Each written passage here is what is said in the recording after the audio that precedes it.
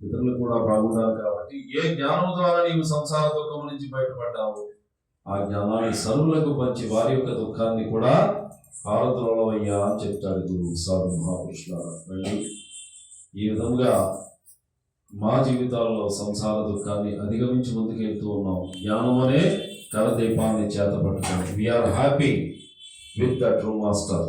గురువు చేత, గురువు ద్వారా మేము హాయిగా ఉన్నాం. గురువు చేత, గురువు ద్వారా మీరంతా హాయిగా ఉన్నారు. మీ ముఖాలే చెప్తూ ఉన్నాయి. సాధు మహాపురుషులారా, ఈ జ్ఞానాన్ని లోకమంతా మనం తీసుకెళ్ళగలిగితే లోకమంతా కూడా హాయిగా ఉంటుంది. నువ్వు కలిగిస్తే కలుగదు భక్తి, ప్రభు కలిగిస్తే కలిగేది. కాబట్టి లోకమంతా కూడా భలాకరో సబుగా ప్రభు సబుగా కళ్యాణని ప్రార్థించడంలో అంతరార్థం ఇదే. లోకమంతా జ్ఞానం అందాలి అంటే మనం ఏం చేయాలండి?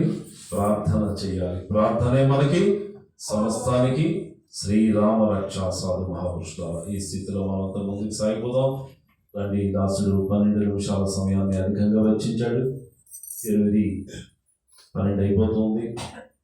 మనం సంపూర్ణం చేసి ముందుకెళ్దాం. మౌలి బాబాకి ఆశీస్సులు అనుగ్రహించినటువంటి మీ అందరికీ కూడా శతకోటి ధన్యవాదాలు. అలాగే మరి అరుణాజీ, సంతోష్జీ వారి దాంపత్య జీవితం కూడా సేవా శివరన్ సత్సంగ సౌభాగ్యాలతో మరి వెలుగుతూ ముందుకు వెళ్ళేదిగా దాసుడు మీ చరణాల్లో అర్థిస్తూ ఉన్నాడు.